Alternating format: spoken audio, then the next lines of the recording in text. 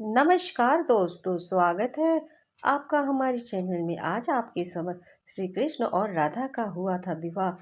Bridge का यह मंदिर गवाह है। इसकी कथा आपके समझ प्रस्तुत कर रही हूँ। भगवान श्री कृष्ण और राधा की प्रेम कहानी को सभी जानते हैं। कहा जाता है कि उनका कभी मिलन नहीं हुआ, मगर ब्रज के भांडी रवन में स्थित एक मंदिर इस बात का गवाह है कि कृष्ण और राधा ने विवाह किया था। द्वापर युग में भगवान विष्णु ने श्री कृष्ण के रूप में धरती पर अवतार लिया था। कृष्ण और राधा के प्रेम कहानी कौन नहीं जानता।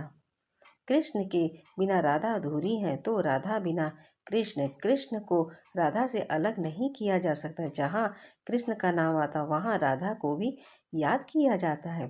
कृष्ण का बचपन गोकुल में बीता था। ब्रिज का हर कोना आज भी राधा और कृष्ण के प्रेम की गाथा को जिंदा रखते हुए कहते हैं कि कृष्ण और राधा के बीच इतना गहरा प्रेम था कि भी दोनों का मिलन नहीं हुआ। हालांकि कुछ पौराणिक मान्यता ऐसी भी है जिसमें कृष्ण और राधा के विवाह का जिक्र है। ब्रज में ही भांडी रमन नामक एक जगह इस बात की गवाह है कि कृष्ण और राधा का विवाह हुआ था। भगवान श्री कृष्ण की जन्म स्थल मथुरा से करीब 30 किलोमीटर दूर मठ तहसील में स्थित भांडी रवन में एक अनोखा मंदिर है। इस मंदिर में श्री कृष्ण और राधा की मूर्ति है। खास बात यह है कि इस मूर्ति में श्री कृष्ण के हाथों में बांसुरी नहीं, बल्कि कृष्ण और राधा दूल्हा दुल्हन के वेश धारण किए हुए हैं और ब्रह्मा जी उन्हें आशीर्वाद दे रहे हैं। ब्रह्मवैवर्त पुराण और गर्ग सहित में राधा और कृष्ण के विवाह का जिक्र मिलता है। इनके मुताबिक खुद जगत गुरु ब्रह्मा ने राधा और कृष्ण की शादी कराई थी। इस कथा के मुताबिक जब कृष्ण छोटे थे तब नंद बाबा उन्हें गाय चराने के लिए साथ ले गए थे। गाय चर रही थी और नंद बाबा थक गए थे, इसीलिए वह एक पेड़ के नीचे लेट गए और उनकी आंखें लग गई। कुछ देर बाद उनकी आंखें खुली तो सूरज ढल चुका था और चारों तरफ अंधेरा हो गया था। नंद बाबा डर गए। तभी उन्हें दूर से एक रोशनी दिखाई दी। एक गोपी उनकी ओर बढ़ रही थी। वो गोपी और कोई नहीं बल्कि राधा थी। राधा ने देवी का रूप धारण किया। नंद बाबा राधा को जानते थे, इसलिए उन्होंने नन्हे कान्हा को उन्हें सौंप दिया और कहा कि वह सही सलामत उसे घर ले जाकर यशोदा को दे दे। फिर नंद बाबा अपनी गायों को लेकर वहां से चले गए। राधा ने नन्हे कान्हा को प्यार से गल पर चूमा। तभी एक चमत्कार हुआ और राधा की गोदी से नन्हे कान्हा गायब हो गए। कुछ ही पल में राधा के सामने कृष्ण भगवान के रूप में प्रकट हुए। उन्होंने राधा को अपने प्रेम का इजहार किया। राधा भी श्री कृष्ण से प्रेम करती थी, मगर वह कृष्ण को खोने से डरती थी। श्री कृष्ण ने राधा को थोड़ी दूर रुकने के लिए कहा। कुछ ही समय में जगत गुरु ब्रह्मा वहां प्रकट हुए। उन्होंने मंत्रोच्चार किया और अग्निकुंड के साथ राधा और कृष्ण ने गंधर्व विवाह संपन्न किया। विवाह होने के बाद ब्रह्मा जी चले गए और राधा भी अपनी बाल अवस्था में वापस आ गई। अगर मेरी वीडियो आपको अच्छी लगे तो हमारे चैनल को सब्सक्राइब करें।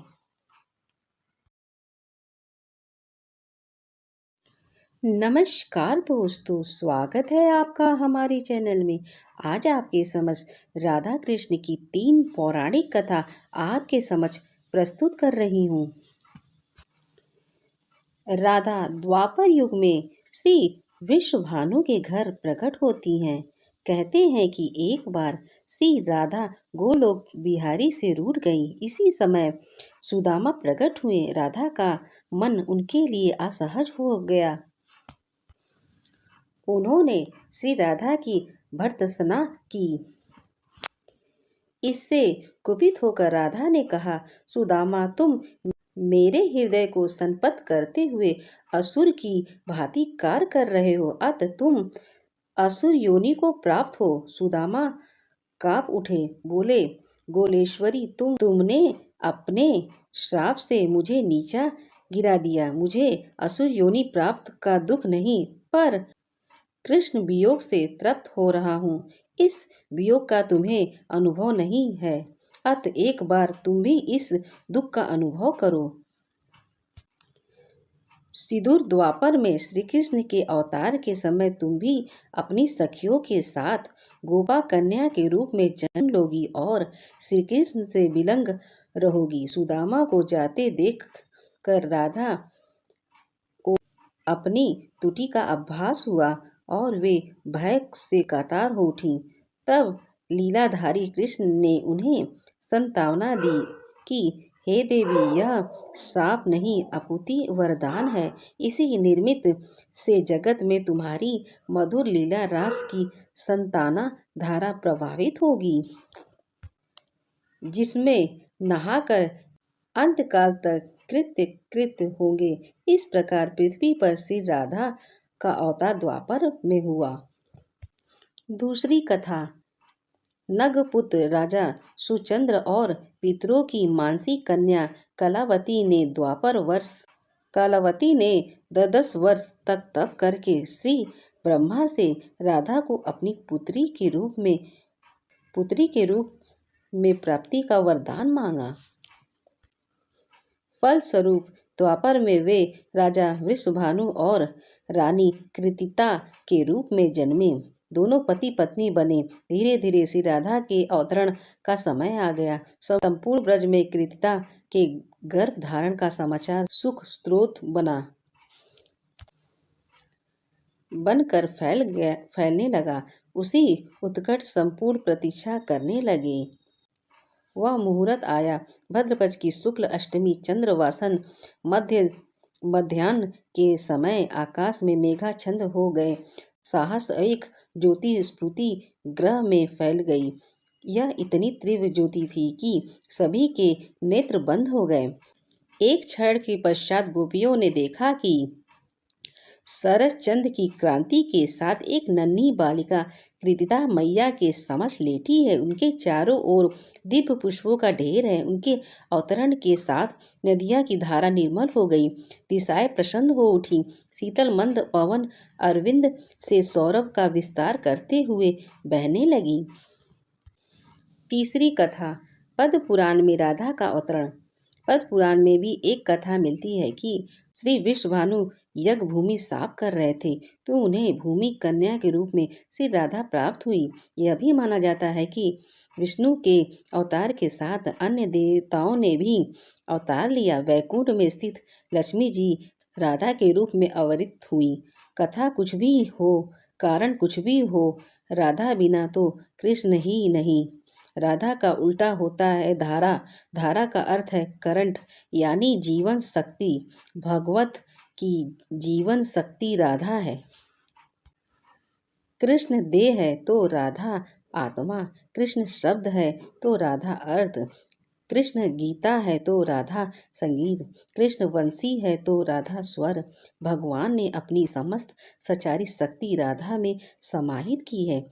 इसलिए कहते हैं, इस नाम की महिमा अपार है। श्री कृष्ण स्वयं कहते हैं, जिस समय मैं किसी के मुख से र सुनता हूँ उसे मैं अपना भक्ति प्रदान करता हूँ और ध शब्द के उच्चारण पर मैं तो राधा नाम सुनते लोभ से उसके पीछे पीछे चल देता हूँ। राधा कृष्ण की भक्ति का कलंदर में और निरंतर विस्तार हुआ है। निर्बक बल्लभ। राधा वल्लभ और सखी समुदाय ने इसे पुष्ट किया। कृष्ण के साथ श्री राधा सर्व देवी रूप में विराजमान है। कृष्ण जगत को मोहते हैं और राधा कृष्ण को। 12वीं शताब्दी में जय देवी जी के गति गोविंद रचना से संपूर्ण भारत में राधा कृष्ण के आध्यात्मिक प्रेम का जन जन में प्रचार हुआ। प्रश्न उठता है कि तीनों लोकों का तारक कृष्ण को शरण देने की सामर्थ्य रखने वाला यह हृदय उसी राधिका का है जो पहले राधिका बनी, उसके बाद कृष्ण की आराध्य हो गई।